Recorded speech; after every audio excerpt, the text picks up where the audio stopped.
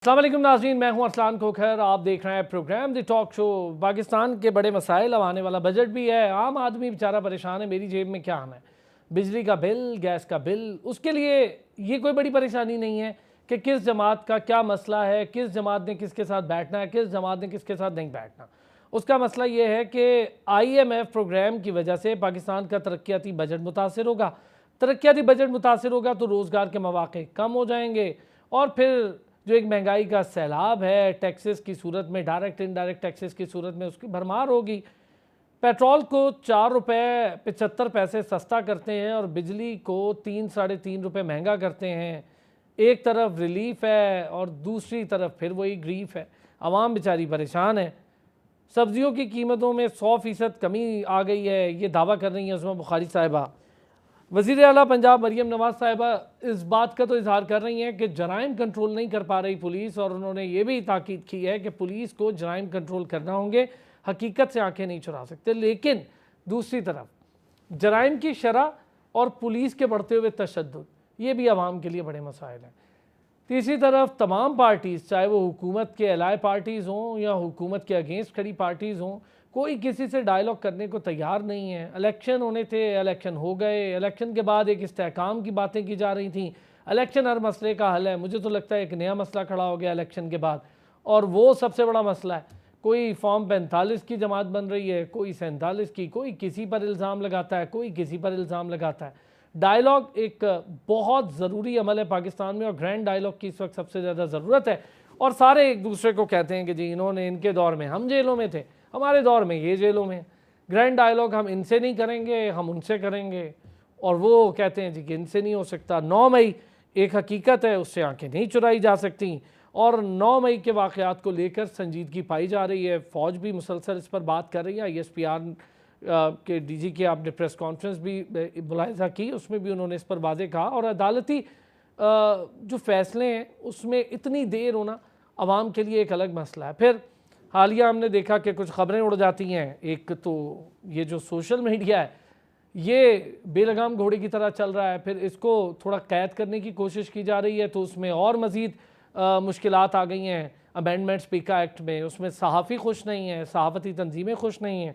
जब पहली बार 2016 में 2016 पीका एक्ट की हम बात कर रहे थे, तो तब कुछ डायलॉग्स का हम भी हिस्सा थे, मैं भी उसका रहा, तब भी सहाफ़ती तंजीमें खुश नहीं थी, उसमें भी बहुत ज़्यादा कदगन थी, उसमें भी बहुत ज़्यादा मसाइल थे। अब भी खुश वजह क्या है?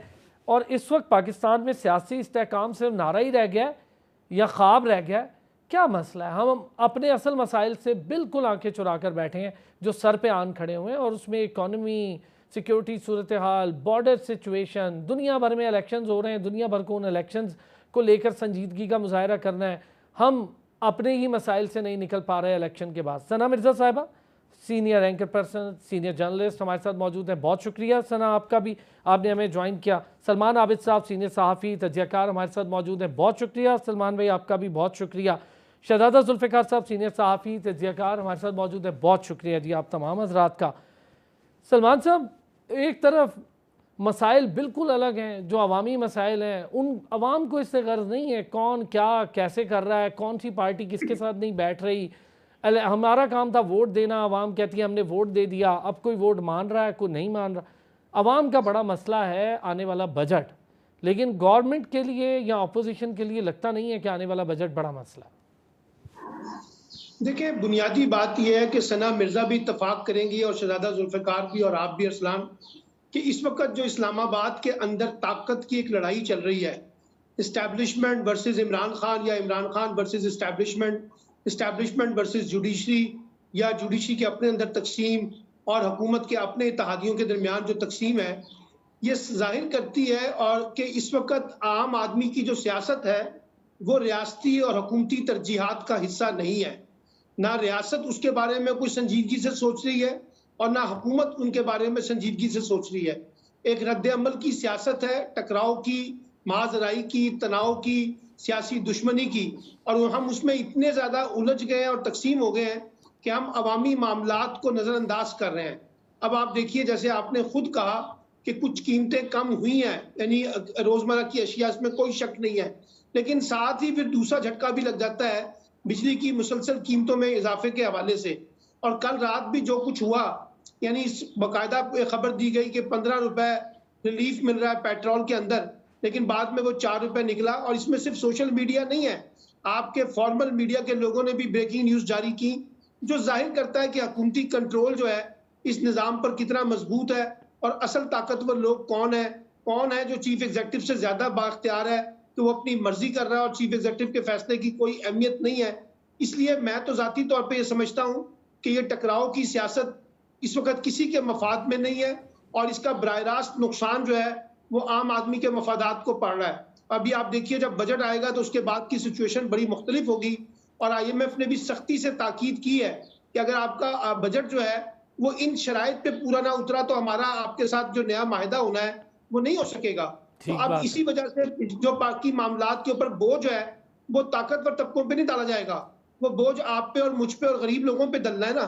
तो इसलिए हम एक वर्स्ट सिचुएशन के अंदर खड़े हैं, लेकिन शायद लगता है ऐसा है कि किसी के सामने रियासत का और आम आदमी का मफाद ज्यादा अहम नहीं है, बल्कि अपनी जाती लड़ाइयाँ और तनाव जो है वो ज्यादा अहमियत इख्तियार कर गए। सना, हम बहुत लंबे अरसे से देख रहे हैं या मुशाहिदे में ये चीज़ आम आदमी के भी ऊपर लेवल के मामलात ही बिल्कुल अलग हैं। चाहे अदालतों ने रात 12 बजे खुलना हो तो सियासी मामलात के लिए खुल जाएंगी, आम आदमी बेचारा खड़ा ही रह जाता है, लाइंस में खड़ा रह जाता है, हज़ारों पेंडिंग केसेस पड़े हुए हैं। आम आदमी को इससे कोई सरोकार नहीं है कि कौन क्या कर रहा है, किस हुकूमत ने किससे क्या मुआहिदा कर लिया, अपोजिशन हुकूमत से क्यों खुश नहीं है। वही मसला है हमारा कि आम आदमी ये सोचता है मेरी जेब में जितने पैसे हैं क्या मेरे घर का बजट चल सकता है। आने वाला बजट उसको आंखें भी दिखा रहा है और डरा भी रहा है। बहुत शुक्रिया आपका। पहले तो सलमान भाई मेरे उस्तादों की तरह मैं उनको सलाम जरूर कहना चाहूंगी, उनसे बात करने का मौका नहीं मिल सका। देखिए, असल में बजट की अगर आप बात करें तो हमारी एक तो ये कि मुझे अपनी आवाज वापस सुनाई दे रही है, अगर इसको हम मैनेज कर सकें। दूसरा बजट के हवाले से बात की तो बजट में आई थिंक इस चीज को अंडरस्टैंड करने की जरूरत है कि हमारे पास लिमिटेशंस कितनी हैं। इसमें कोई दो राय नहीं है कि नवाज शरीफ साहब ने पार्टी का सदर बनने के बाद एक बहुत बड़ा इजलास बुलाया, उन्होंने पूछा और हो सकता है इसके बाद भी आने वाले इस चंद दिनों में वो एक इजलास और तलब करें जिसमें वो बात करें कि जी आप एक बजट लेके क्या आ रहे हैं। लेकिन मेरा सवाल ये है कि क्या आप बजट बनाने की सकत रखते हैं या जो सिनेरियो आपको दिया गया है उस सिनेरियो को मद्देनजर रखते हुए आप बजट बना रहे हैं। तो आई थिंक ये दूसरा जो फैक्टर है वो बड़ा इंपॉर्टेंट है। ये बात दुरुस्त कही सलमान भाई ने कि जो एजेंडा आपको दिया गया है, अगर आपने उससे कहा कि दाएं बाएं किया तो आपको IMF के अगले एग्रीमेंट में जाना आपके लिए बड़ा मुश्किल होगा। और इस वक्त की जो हुकूमत है वो बड़ा कॉम्प्रोमाइज बजट बनाएगी और अवाम दोस्त कहना तो बहुत दूर की बात है, लेकिन जो एक्सपेक्टेशंस नून लीग की है मेरा ख्याल है कि वो बहुत कम पूरी होंगी। लेकिन क्योंकि वो नून लीग है और उनका तर्ज सियासत हम बखूबी जानते हैं पिछली कई दिहाइयों से, उनकी तरफ से ये जरूर किया जाएगा कि उस बजट में एक या दो फैक्टर्स ऐसे होंगे जिसके ऊपर वो IMF से रिक्वेस्ट करेंगे कि जी इसमें हमें कुछ गुंजाइश दे दें और इन चीजों के ऊपर हम आपके साथ कॉम्प्रोमाइज कर लेते हैं। तो कुछ ले दे करके एक ऐसी सिचुएशन लाई जाएगी जिसमें अगले एक साल किसी तरह से गुजारा किया जाए। लेकिन बहुत मोटी बात यह है कि हमारे पास बहुत ज्यादा करने को कुछ नहीं है। अगर तो हमने रिलीफ की बात की, ये भी इस पे भी एक कॉन्ट्रोवर्सी है कि ये जो इस वक्त महंगाई कम हो रही है क्या ये इन रियलिटी कम हो रही है।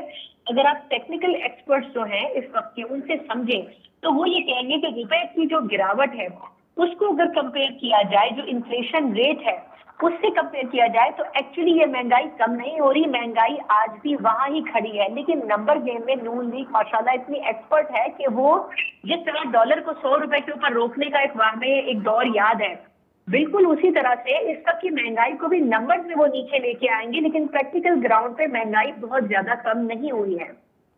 बिल्कुल ठीक है जी, मैं एग्री करता हूँ इस बात से। शहजादा जुल्फिकार साहब, इधर तो मामला ये है कि बजट को देखते हुए जो खबरें जो इत्तलात हैं कि वज़ीर आज़म और वज़ीर ख़जाना कोई ख़ास हम आंगी भी नहीं है। देखें, ये बात तो सबको पता है कि इसाक डार साहब किसके बंदे हैं और पार्टी के अंदर जो चीज़ें चलती हैं या अंदरूनी खाना जो चीज़ चलती हैं, जो मुख्तलिफ लॉबीज़ होती हैं, ये उनका हिस्सा रहे हैं। और उन लोगों के जो मियाँ शहबाज शरीफ साहब प्राइम मिनिस्टर हैं, उन हलकों में काफ़ी हलचल मची जब इनको डिप्टी प्राइम मिनिस्टर बना दिया। और क्योंकि शुरू में एक्सपेक्ट यही किया जा रहा था कि ये डार साहब आ जाएंगे वजारत ख़जाना पे, जिस पे बहुत शदीद एतराज़ उन लोगों का भी है जिन्होंने सलमान आबिद साहब ने जिनका जिक्र किया कि ताकतवर हलके, और पीपल्स पार्टी के कोई शायद इतनी परवाह उनको नहीं थी, लेकिन उनका वो था कि इनको आप ना रखें, आप ये बंदा आजमा लें, इसको देख लें।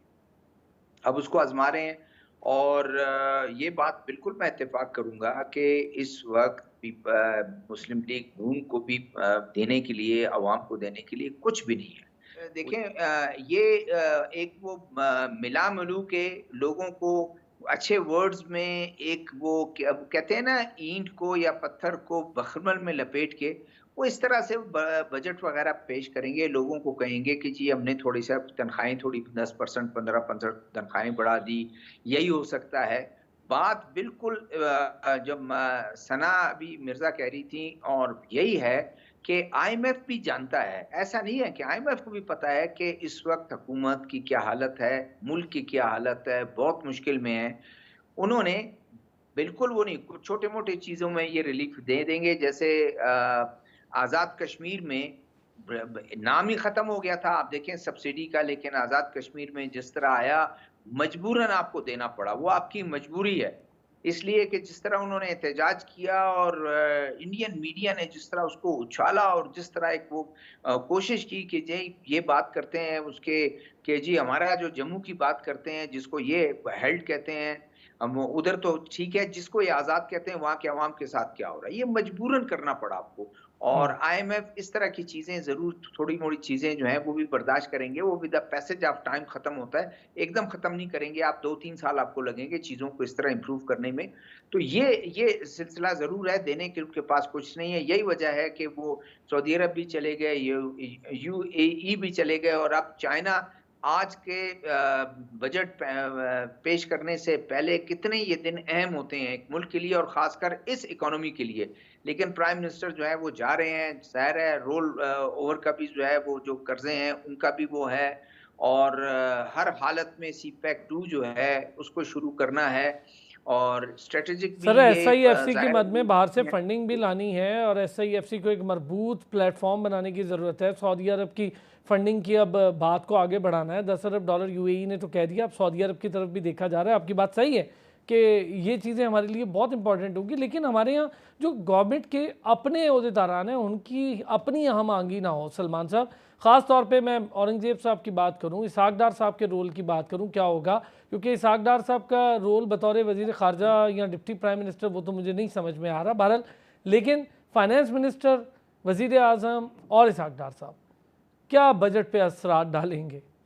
बात यह है कि इसहाक डार साहब जो हैं वो एक सतह पे डिफेक्टो प्राइम मिनिस्टर भी हैं और एक सतह पे वो डिफेक्टो जो है वजीर खजाना भी हैं।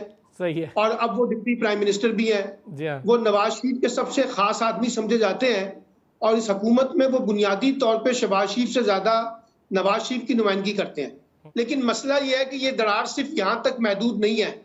आप मुस्लिम लीग नून के बहुत से लोगों के बयानात सुने तो वो शहबाज शरीफ हुकूमत के बयानात से बिल्कुल मुख्तलिफ नजर आते हैं। आप राना सनाउल्लाह के बयानात को देखें, जावेद लतीफ़ के बयानात को देखें तो एक मुख्तलिफ कहानी नजर आती है। यानी मुस्लिम लीग नून के अपने अंदर जो है मौजूदा सूरत हाल में कोई कंफर्ट जोन नहीं है। उनको लगता है कि इस्टेब्लिशमेंट ने हमें एक मुश्किल में डाल दिया है और हम पर ज्यादा बोझ डाल दिया है, और उस बोझ का जो जिसे कहते हैं बोझ उठाने के लिए ना तो इस्टेब्लिशमेंट तैयार है और ना पीपल्स पार्टी और MKM उनकी इत्तेहादी जमातें तैयार है। तो ये तजाद तो हमें नजर आ रहा है इस वक्त हुकूमत के अंदर। और नवाज शरीफ साहब भी सदर इसीलिए बने हैं, उनका ख्याल यह है कि वो इमरान खान के मुकाबले में एक मुतबादल बयानियां बनाएंगे। यकीनन ऐसा नहीं होगा। और फिर जो नवाज शरीफ साहब को रिलीफ मिला है पाकिस्तान आकर, वो भी एक इजाफी बोझ है उनका इस्टेब्लिशमेंट के ऊपर। अगर वो इस्टेब्लिशमेंट को चैलेंज करते हैं तो फिर फॉर्म 47 जैसे इस्लामाबाद के हल्कों को खोलने की बातें हो रही हैं, ये सारी चीजें भी हो जाएंगी। तो इसलिए मसला ये है कि जो इस्टेब्लिशमेंट पे इस वक्त बहुत ज्यादा तनकीद हो रही है, उसका बोझ भी हुकूमत उठाने की पोजीशन पे नहीं है। और ये इस्टेब्लिशमेंट के हल्कों में काफी बातें हो रही हैं कि जितनी तनकीद इस वक्त हम पर सोशल मीडिया पे हो रही है, उसका जवाब देने के लिए हुकूमत तैयार नजर नहीं आती। मां सवाए चंद जवाबी प्रेस कॉन्फ्रेंसें कर दी जाती हैं और समझा जाता है कि इससे मुकाबला हो जाएगा। और दूसरी बड़ी बुनियादी सी बात है कि आपकी इकोनॉमिक स्टेबिलिटी जो है वो पॉलिटिकल स्टेबिलिटी के साथ जुड़ी हुई है।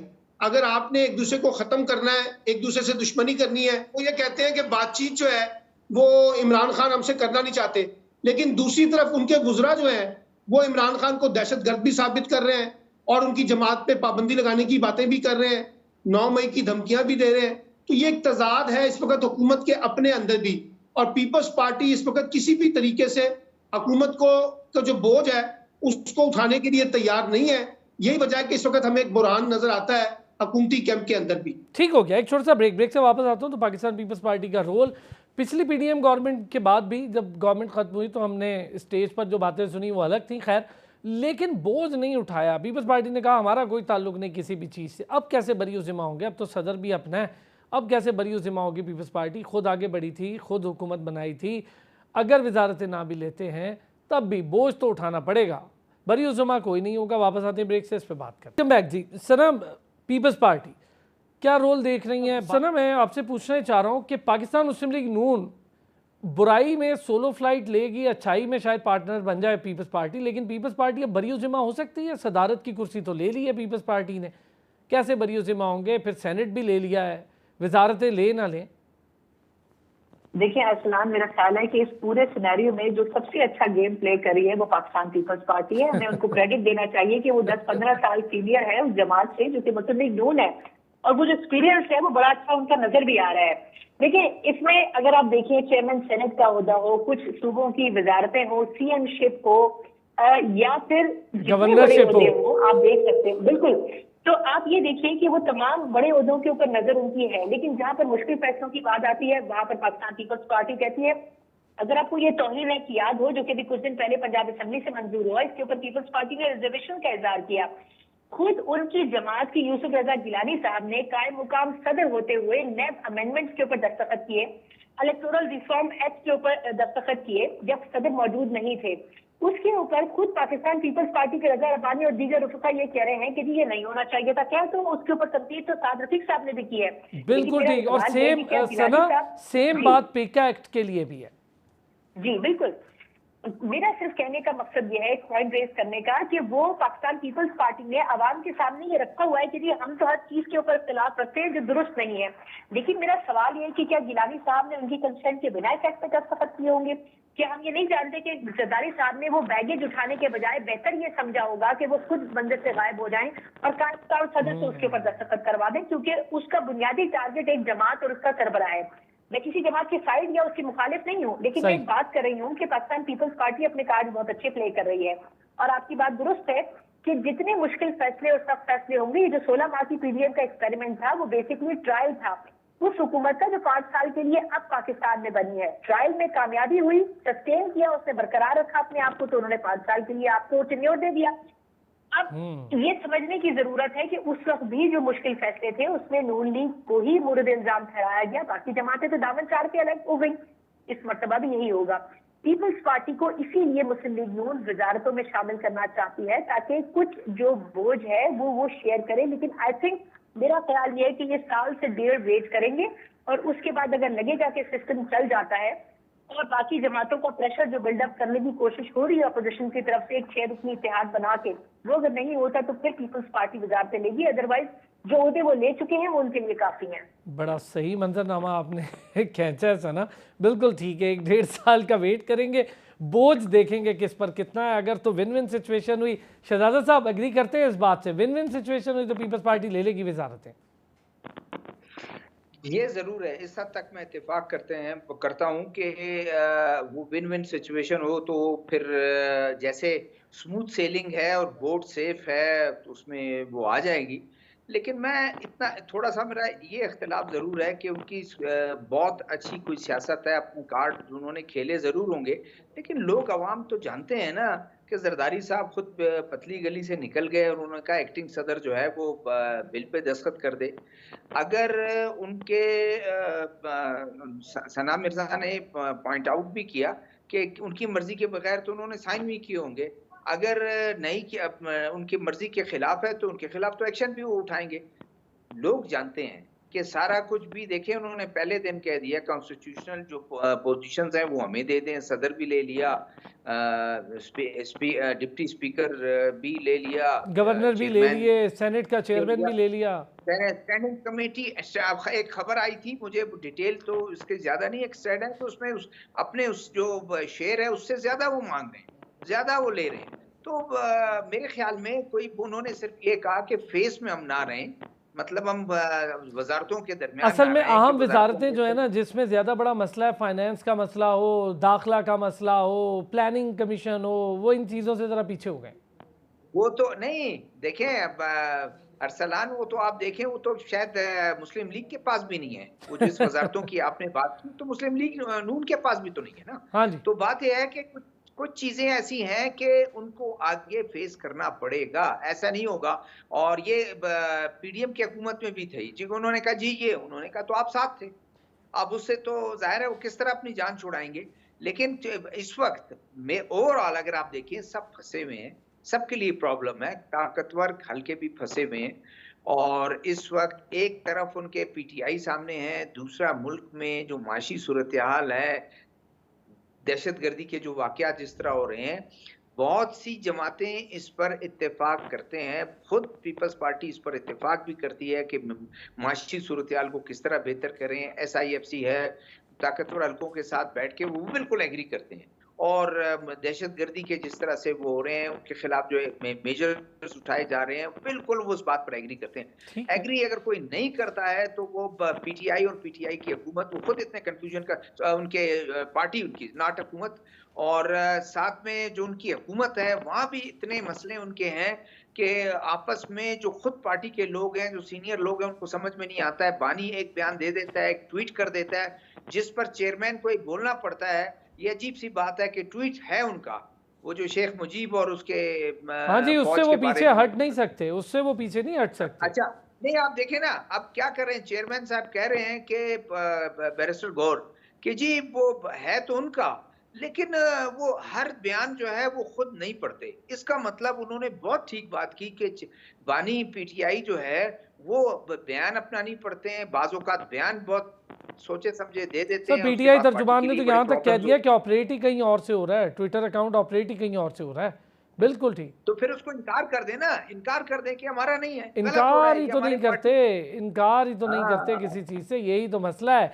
सलमान साहब, सर इसलिए ग्रैंड कि डायलॉग। जी सलमान इसलिए साहब। कि मैं सिर्फ ये कह रहा हूँ, इसलिए देखिए सलाम, लास्ट मेरा वर्ड ये है जी कि प्लीज। इसलिए कि पीटीआई के जो बानी हैं वो एग्री करते हैं उससे। उन्होंने जिनको इख्तियार दिया हुआ है कि आप ये ट्वीट करते रहें, उनके खिलाफ कोई बोलता नहीं है, ना बोल सकता है। ये ठीक, असल मसला है। ठीक हो गया। सलमान साहब, ग्रैंड डायलॉग इस सिचुएशन में जब ज़रूरत भी है, माहौल नहीं है, ज़रूरत है, तो माहौल क्यों नहीं बन पा रहा? सारी तरफ से नहीं बन रहा या किसी एक तरफ से मसला है? बुनियादी लड़ाई तो एस्टैब्लिशमेंट में और इमरान खान के दरमियान है, बाकी तो सारे जिसे कहते हैं ना बाजे बजाने वाले हैं। लेकिन असल सलमान में साहब, आपकी असल बात से मुफाहमत मैं जो है, अगर एक चीज़ इसमें एडअप करूं, माजरत के साथ कथा कलामी, लेकिन एक चीज़ मसला ये है कि एक ख़ास उमूमी किस्म का ना एक बिहेवियर है ख़ास किस्म का, और वो है कोई भी बात करने से पहले वो शराइत रख देना जिस पर कोई लचक ही पैदा ना हो। फिर तो डायलॉग सियासी लेकिन लोगों के दरमियान हो ही नहीं मैंने पाएंगे।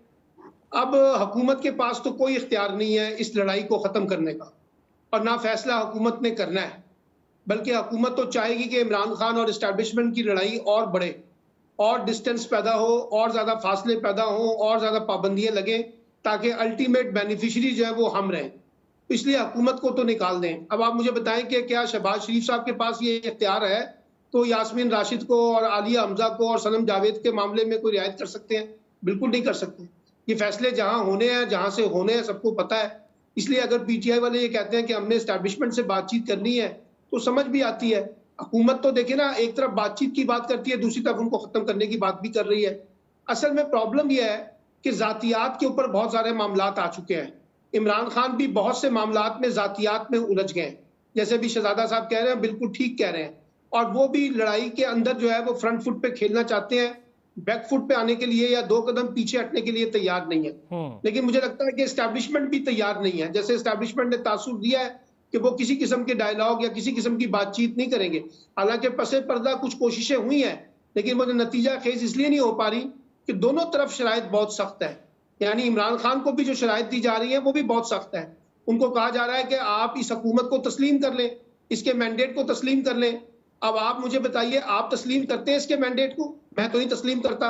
हमें पता है ये मैंडेट कैसे बना है, कैसे झल्लू फिरा गया है, कैसे फॉर्म 47 के तहत हुकूमत बनी है। इसलिए जब हम कंडीशनल चीजों को लेके आएंगे तो फिर बात नहीं होगी। दोनों को ओपन होना पड़ेगा, इमरान खान को भी ओपन होना पड़ेगा और लचक दिखानी होगी, स्टैब्लिशमेंट को भी लचक दिखानी होगी और हुकूमत के अंदर बैठे हुए लोगों को भी लचक दिखानी होगी अगर हम ग्रैंड डायलॉग की तरफ जा रहे हैं। और ये डायलॉग अब सियासी जमातों तक महदूद नहीं रहा। अब आप देखिए जुडिशरी के साथ जो कुछ हो रहा है और जुडिशरी जिस तरह से बातचीत कर रही है, जी हाँ, वहां भी ग्रैंड डायलॉग की जरूरत है, स्टैब्लिशमेंट के अंदर भी ग्रैंड डायलॉग की जरूरत है। ये नेशनल कंसेंसस की एक बड़ी ज़रूरत है। बिल्कुल ठीक कह रहे हैं आप, नेशनल लेवल के ग्रैंड डायलॉग की ज़रूरत है, तमाम तबकों के ग्रैंड डायलॉग का हिस्सा बनने की ज़रूरत है। बिल्कुल ठीक है, ये बात मैं आपकी एग्री करता हूँ। सना, अगर आवाज़ आप तक सही पहुँच रही हो तो ये जो ग्रैंड डायलॉग है जिसका जिक्र अभी हम भी कर रहे हैं, शहजादा साहब भी कर रहे हैं, सलमान साहब भी कर रहे हैं, ग्रैंड डायलॉग क्या ख्वाब है या हो सकता है इस सिचुएशन में? मुझे ज़रूरत समझ आती है कि ज़रूरत तो सबसे बड़ी प्राइम ज़रूरत है इस वक्त, लेकिन माहौल क्यों नहीं बन पा रहा? मैं एक छोटा सा पॉइंट ऐड करना चाहूंगी। शहजादा साहब की मैं बड़ी रिस्पेक्ट भी करती हूँ, उनकी ओपिनियंस ऑब्वियसली वो भी कुछ बातें हकीकी बुनियादों पर करते हैं, लेकिन वो शायद मैं अपना पॉइंट सही कन्वे नहीं कर सकी पीपल्स पार्टी के हवाले से। पीपल्स पार्टी की सियासत अब एक सूबे तक महदूद है, लेकिन ये भी एक बड़ी वाज़ेह हकीकत है कि वो इस इलेक्शन में पावर चाहते थे, इख्तिदार चाहते थे। जब वो पावर और इख्तिदार के कॉरिडोर से उनको जवाब नहीं मिला तो वो फिर मुस्लिम लीग नून के हिस्से में आ गई और नून लीग भी वो अब उस लेवल उस शक्ल में आई थी कि नून लीग को भी कबूल नहीं थी, लेकिन बहालत मजबूरी उनको कबूल करना पड़ा। तो आई थिंक पीपल्स पार्टी को पता है कि वो जो एक सूबे तक वो महदूद है वो उसको भी गंवाना नहीं चाहते हैं और वो उसके साथ पावर के तमाम मजे भी लूटना चाहते हैं। तो आई थिंक इस सिनेरियो को समझने की जरूरत है कि वो इस चीज के इतने आदी हो चुके हैं, जिस तरह चंद में पिछले 14-15 साल से वो रूल कर रहे हैं सीएमशिप की सूरत में, तो अब वो उन चीजों के ऊपर फर्दर बैकआउट नहीं करना चाहते हैं, बल्कि उनका असल टारगेट ये है कि किस तरह बिलावल साहब को हम वज़ारत उज़्मा तक लेके जाएं। अब आती हूँ आपके कंसेंसस के ऊपर। देखिए, हमारे पिछले जो डेमोक्रेटिक फेस पिछली कुछ दिहाइयों से मुशर्रफ साहब की रिजीम के खात्मे के बाद जो रहा है, एक कंसिस्टेंसी रही। उसमें ये समझना पड़ेगा कि जब भी ग्रैंड डायलॉग की बात हुई तो शायद एक आध दफा के अलावा किसी भी बड़े वाक़े के ऊपर तमाम अपोजिशन जमातें नहीं बैठी। वो था एपीएस का इंसिडेंट, जिसके बाद एक नेशनल एक्शन प्लान बना, एक नेता बना, लेकिन वो एक ऐसा वाकया था जिसने तमाम जमातों को इकट्ठा किया, लेकिन नतीजा क्या निकला? 0/0। वो नेशनल एक्शन प्लान की 4 नुकातों से ऊपर 5वीं नुक्ते के ऊपर अमल दरामद नहीं हो सका। उसके बाद खान साहब ने ये पूरे प्रोसेस में जब दूसरी हुकूमत आई उसके बाद भी डायलॉग के लिए जिन लोगों को भेजा तो उनके पास वो पावर मौजूद नहीं थी कि वो अपनी कंसेंट दे सके, वो खान साहब की तरफ देख रहे होते थे। ये ग्रैंड डायलॉग मुझे अगले 5 सालों में भी इस हुकूमत के होता हुआ नजर नहीं आ रहा है। इमरान खान साहब जिस पोजीशन पर है और ये हुकूमत जिस पोजीशन पर है, अभी इदारों की बात की इन्होंने, तो ये बड़ा दिलचस्प है कि पहले अदलिया ने पीटीआई के साथ टीम फंसाए हुए थे। पीटीआई सिर्फ लाहौर हाई कोर्ट जाती थी या पेशावर हाई कोर्ट जाती थी, लेकिन फिर अदलिया को रियलाइज हुआ कि नहीं, ये तो हम गलत जगह है। उसके बाद उन्होंने अपना रुख कर लिया हुकूमत की तरफ। हुकूमत को क्या करना पड़ा? हुकूमत को एक ऑर्डिनेंस करना पड़ा, हुकूमत को करारदाद लानी पड़ी कि नहीं जजेस जो है अगर वो डुअल नेशनल है तो फिर वो जो है वो जज नहीं बन सकते।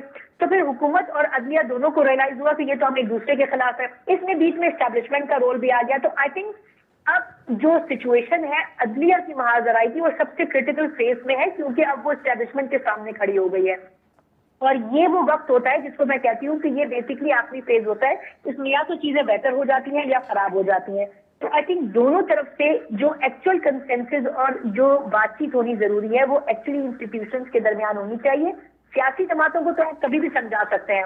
मुझे नाम लेने किसी जमात का जो आज तक किसी चीज के ऊपर कॉम्प्रोमाइज जिसने ना किया हो, ये जो आज पाकिस्तान तहरीक इंसाफ एक्सेप्ट नहीं कर रही है इलेक्शन, अगर यही कुछ 2018 में नून लीग ने किया होता तो शायद खान साहब को सुधारना मिलता। इन्होंने क्यों कॉम्प्रोमाइज किया 2018 के इलेक्शन के नतीजे के ऊपर? सिचुएशन अलग नहीं थी सना, बिल्कुल ठीक, सिचुएशन अलग नहीं थी। आपने डाइजेस्ट कर लिया तो पीटीआई नहीं करना चाहती, ये उनका अपना विल है, लेकिन आपकी गलती थी, आपको मौका मिला, आपने लोगों के सामने नहीं 45 और 47 की बात की, आप भुगत रहे। तो आई थिंक ये जरूरी है कि पहले इंस्टीट्यूशन बैठे बात करें, उसके बाद पॉलिटिकल पार्टीज को इकट्ठा किया जाए। वेरी वेल सर, बहुत शुक्रिया सना मिर्जा आपका, शहजादा जुल्फिकार साहब आपका बहुत शुक्रिया, सलमान आबिद साहब बहुत शुक्रिया आपका।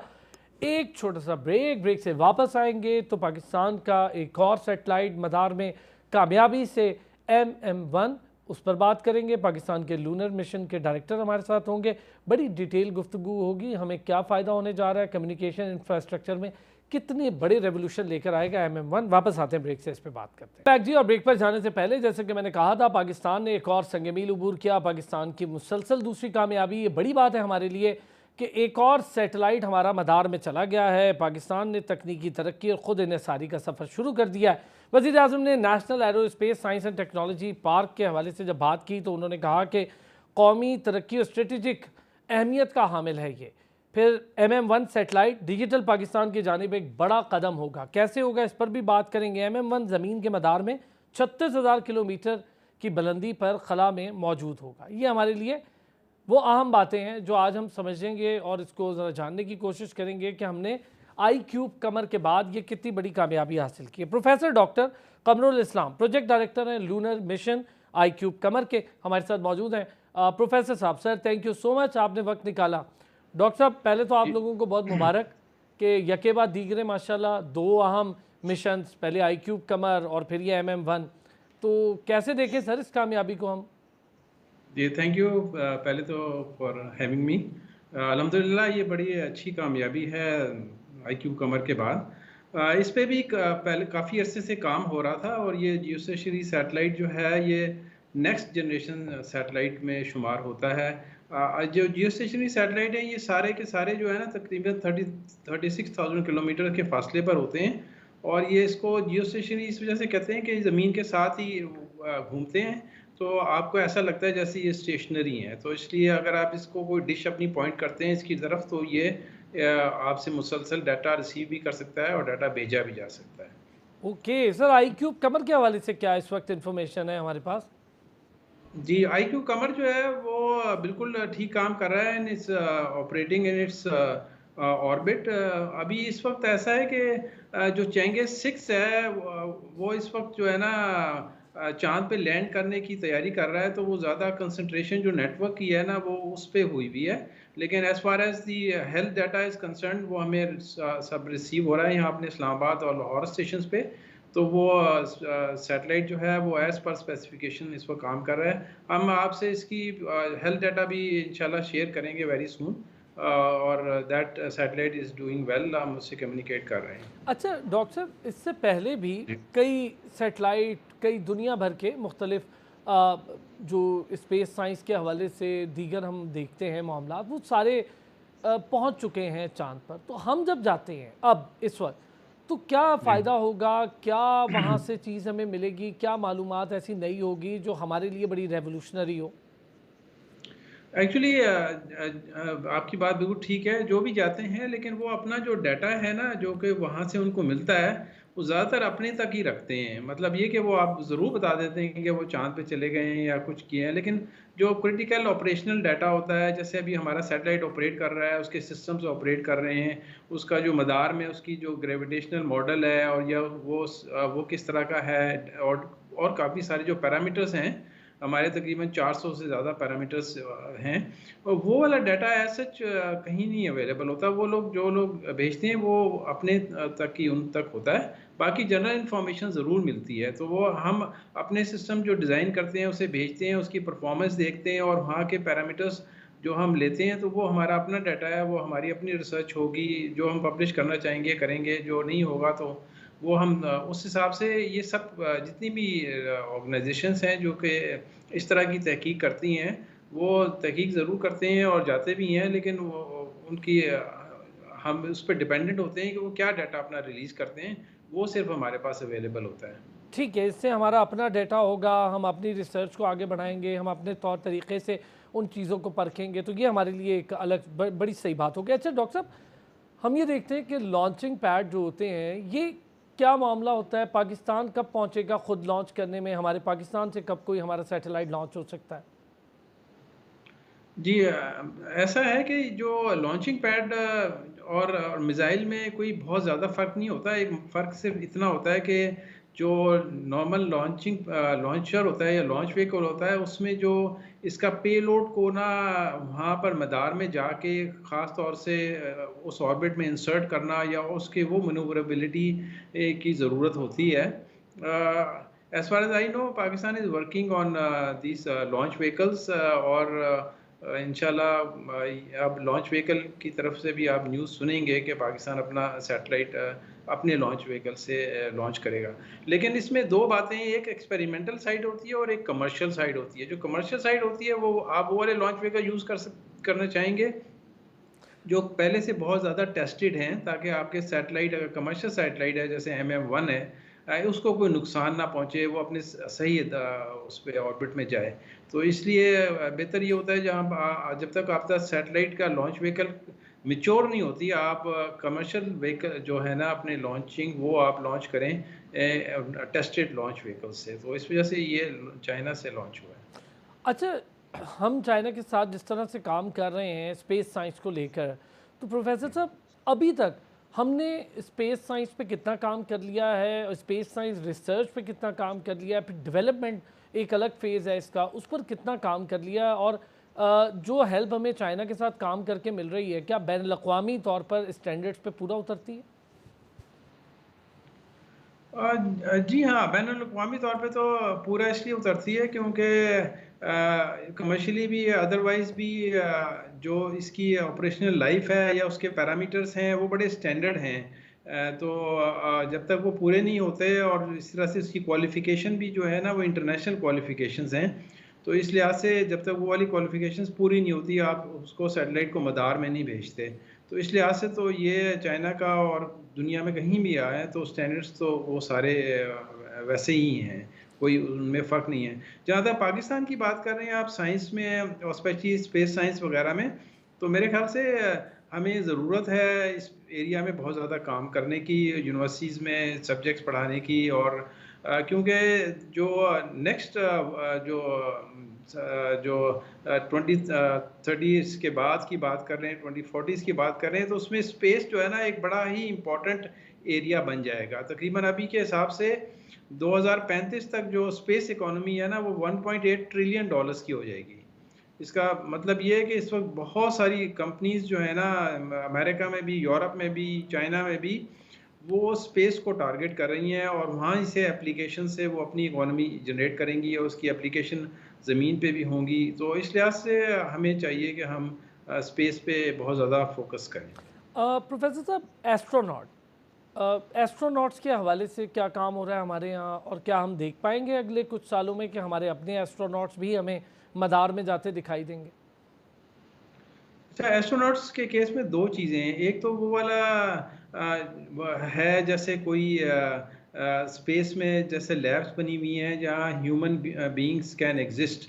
उस हिसाब से तो पाकिस्तान में ऐसा कोई काम नहीं हो रहा अभी तक, क्योंकि वो दैट रिक्वायर्स लॉट ऑफ जो है ना एक तो एक्सपर्टीज़ और उसके बाद उसमें और भी काफ़ी ज़्यादा इन्वॉल्वमेंट होनी चाहिए। दूसरी बात ये इस तरह से है जैसे इंटरनेशनल स्पेस स्टेशंस हैं, उसमें बहुत सारे दुनिया के और लोग जाते हैं, जैसे मलेशिया हो गया, सऊदी अरब हो गया, उनके पास भी वो वाली फैसिलिटीज़ नहीं है कि वो इंटरनेशनल स्पेस स्टेशन की तरह का कोई मॉड्यूल्स बनाएं जो कि वहाँ एग्जिस्ट कर सकते हो, लेकिन वहाँ जा सकते हैं। तो इस तरह चीन का जैसे अपना स्पेस स्टेशन है, तो वहाँ भी उसमें भी काफ़ी पॉसिबिलिटी है कि कोई पाकिस्तानी वहाँ चला जाए या इंटरनेशनल स्पेस स्टेशन में चला जाए।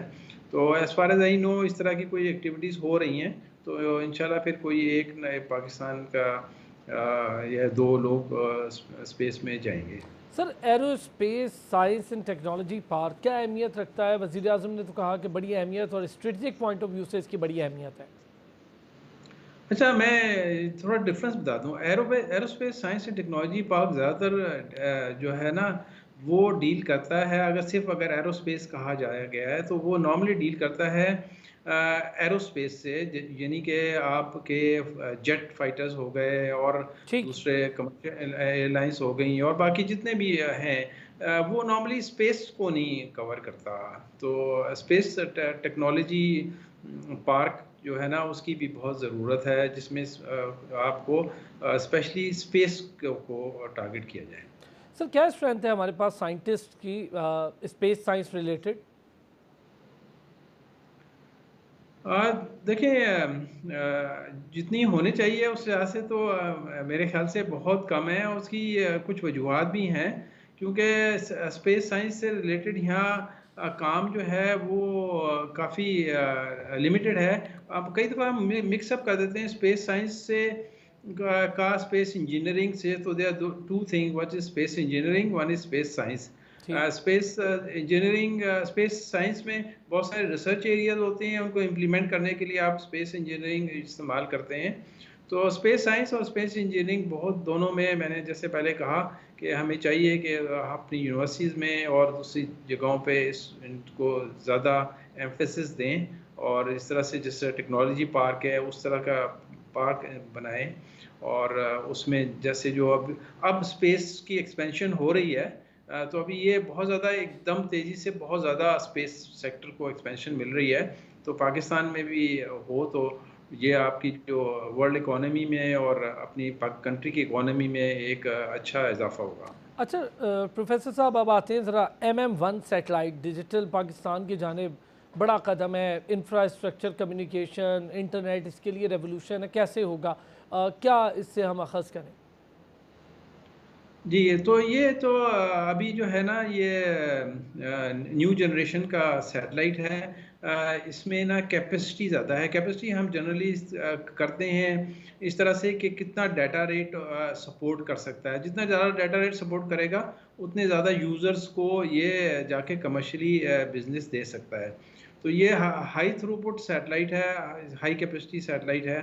और दूसरी बात ये कि सैटेलाइट अगर ज़्यादा पावरफुल हो और हायर फ्रीक्वेंसी यूज़ कर रहा हो तो नीचे जो ग्राउंड सेगमेंट होता है यानी कि जो डिश एंटेनास वगैरह उनके साइज़ कम हो जाते हैं। तो इसमें KA बैंड है जो कि जिसमें जो है काफ़ी ज़्यादा पावर अवेलेबल है और उसके लिए बहुत ही छोटे टर्मिनल यूज़ करेंगे तो रूरल एरियाज़ में आप जो है इसको इंटरनेट की कर सकते हैं। इसी तरह से जो बाकी जो 2 बैंड हैं जो कि ट्रेडिशनल बैंड्स हैं उसमें भी इस सैटेलाइट की जो अपनी पावर है वहाँ से ट्रांसमिट कर रहा है वो पहले से कहीं ज़्यादा बेहतर है। इसका मतलब ये है कि ये आप एक तो नीचे आपके एंटेना वगैरह साइज़ कम हो जाएंगे, दूसरी बात ये कि ज़्यादा लोगों तक ये पहुंच सकेगा। तो इस पॉइंट ऑफ व्यू से इंटरनेट हो गया, टेलीमेडिसिन हो गया, टेली एजुकेशन हो गया, ई-कॉमर्स हो गया और इन जनरल आप जो डिजिटल वर्ल्ड कहते हैं उसमें ये काफ़ी अहम किरदार अदा करेगा पाकिस्तान की ज़रूरियात के लिए। अच्छा सर, जो हमारे यहाँ ठीक हो गया, आपने ज़रा डिटेल इसकी बता दी। हमारे यहाँ जो इंटरनेट कनेक्टिविटी या इंटरनेट सर्विसेज हैं उसकी स्पीड की हम बात कर लें तो ये उस पर भी रेवोल्यूशनरी असर डालेगा, बेहतर होगी स्पीड, जैसे 5G पे शिफ्ट होना है उसके लिए आसानी हो जाएगी? जी हाँ, एक तो वजह ये है कि जो हमारी ट्रेडिशनल जो सिटीज़ के दरमियान है वो तो फाइबर ऑप्टिक लिंक्स के थ्रू होती है और फाइबर के थ्रू होती है, लेकिन रूरल एरिया तक पहुंचना जो है ना वो मुश्किल होता है और स्पेशली हाई डाटा रेट पे। इसलिए ये जो है ना उसमें काफ़ी मदद करेगा और जो हमारे सेलुलर नेटवर्क हैं जैसे 5G की बात है तो उसकी जनरली जो बैक हॉलिंग होती है यानी कि डाटा जहाँ से जाता है तो उसमें ये बहुत मदद करेगा। तो इन जनरल आप ये कह सकते हैं कि ये उसमें काफ़ी मददगार सर ये हम इसको सेकंड सेटेलाइट के तौर पे देख रहे हैं, मेरा ख्याल है बदर-1 1990 की बात है शायद सेटेलाइट में गया पाकिस्तान की जानिब से। तो हमने इतना लंबा टाइम क्यों लिया सेकंड सेटेलाइट तक आने के लिए? क्या काम रुक गया था स्पेस साइंस में? क्या वजह हुई कि हमने बहुत ज़्यादा टाइम ले लिया? नहीं, बदर-1 जो था ना वो एक्सपेरिमेंटल सैटेलाइट था और वो ठीक। लो अर्थ ऑर्बिट सैटेलाइट था। वो कमर्शियल सैटेलाइट नहीं था और जियो स्टेशनरी सैटेलाइट नहीं था। तो ये वाला जो सैटेलाइट हमारा जो दूसरा है ये इस तरह से है कि हमारा जो पाकसेट 1R था ना, पाकसेट 1R जो हमने भेजा था वो 2011 में भेजा था। ठीक है। वो सैटेलाइट जो था वो कमर्शियल था और जियो स्टेशनरी सैटेलाइट था। उसकी जो लाइफ है वो तकरीबन 15 साल उसकी लाइफ है। तो वो ऑब्वियसली कि हमें दूसरा सैटेलाइट तो चाहिए था उसको रिप्लेस करने के लिए और उसको भी रिप्लेस क्योंकि हमारे पास 2 स्लॉट हैं 38.8 और 38.2 तो उसको दोबारा से भी रिप्लेस हमें करना चाहिए ताकि हमारे पास 2 सैटेलाइट आ जाएं। तो अभी भी 2 हो जाएंगे लेकिन उसकी लाइफ तो ख़त्म होने वाली है 1-2 साल में उसकी लाइफ ख़त्म हो जाएगी तो उसको भी रिप्लेस करना होगा। डॉक्टर साहब थोड़ा सा वक्त की कमी होगी तो आखिर में 2 चीज़ें सिर्फ जानना चाहूँगा। आने वाले 10 साल अगर मैं कहूँ तो क्या देख रहे हैं और क्या प्लानिंग कर रहे हैं आप लोग लूनर मिशंस को लेकर? और दूसरा, हम जो ख़ुद डेवलपमेंट कह लें या ख़ुद इसकी बनावट पे बात कर लें, सैटेलाइट्स की मैन्युफैक्चरिंग पे बात कर लें, तो इसमें हम क्या देख रहे हैं आगे 10 साल में? अगले 10 साल में तो ये है कि हम अपने सैटेलाइट्स ख़ुद बनाएंगे यहाँ पर पाकिस्तान में, जियो स्टेशनरी सैटेलाइट्स भी और ये रिमोट सेंसिंग सैटेलाइट्स भी हमारा जो है ना अपना फैसिलिटीज़ यहाँ पर बनाएगी। इसके अलावा जो है ना हमारे लोस अब एक और ट्रेंड है आया है जो कि लो अर्थ ऑर्बिट सैटेलाइट कंस्टलेशंस बन रहे हैं, जो कि काफ़ी छोटे सैटेलाइट्स होते हैं और कंस्टलेशन से कोई ना कोई एक एप्लीकेशन जो है आप बड़े आराम से कर सकते हैं। तो उसकी तरफ हम जाएंगे। और इसके अलावा लूनर की जहाँ तक बात है, तो लूनर में नेक्स्ट जो हमारा मिशन है वो रोवर का है, जो कि चांद की सतह पे लैंड करेगा और रोबोटिक मिशन होगा उससे। और वो 2028 का अभी तक जो प्लान है, वो लूनर मिशन, जो नेक्स्ट लूनर मिशन है वो 2028 में वो लैंड करेगा। अच्छा, वो हमारा अपना होगा? जैसे चाइना के साथ एक मर्जर प्रोजेक्ट था, वो नहीं होगा, हमारा अपना होगा? अपना होगा, लेकिन देखिए चांद पे जाने के लिए हम के लिए हमारे पास भी जो लॉन्च व्हीकल्स हैं वो उस तरह से नहीं है, तो वो जाएगा तो मोस्ट प्रॉब्ली चांद पे जो इनके मिशंस जा रहे हैं उनके साथ जाएगा, लेकिन वो होगा हमारा अपना। ठीक है, वो इंडिपेंडेंटली सेपरेटली काम करेगा। बहुत शुक्रिया डॉक्टर प्रोफेसर कमरुल इस्लाम साहब हमारे साथ मौजूद थे। Project lunar mission Pakistan director हैं, उसके बहुत इंपॉर्टेंट डिस्कशन, और हमें आज अंदाज़ा भी होगा और हमारी कौम को इस बात पे फ़ख्र है कि पाकिस्तान ने अपना दूसरा सैटेलाइट लॉन्च किया बड़ी कामयाबी के साथ। पहला भी हमारा मदार में कामयाबी के साथ है, लेकिन उसकी उम्र पूरी हो रही है, वो वापस आएगा, उसको रिप्लेस करना होगा ताकि हमारे 2 सैटेलाइट हों। MM1 जो ये सैटेलाइट दूसरा सैटेलाइट मिशन है, ये एक रेवोल्यूशनरी मिशन होगा पाकिस्तान के लिए। इंटरनेट और कम्युनिकेशन इंफ्रास्ट्रक्चर को लेकर पाकिस्तान में 4G 5G और आगे आने वाले इंटरनेट की स्पीड्स, उसके लिए काम करने में ये बहुत मदद देगा। और अब जो डेटा हासिल होगा पाकिस्तान को, वो पाकिस्तान का अपना डेटा होगा। पाकिस्तान को डेटा शेयरिंग पर अब इंडिपेंडेंट नहीं, हम इंडिपेंडेंट हो जाएंगे, उस पर डिपेंडेंसी नहीं रखनी होगी पाकिस्तान को। बहुत शुक्रिया नाज़रीन आपका भी, और फिर होती है आपसे मुलाकात। अपना ख्याल रखिए।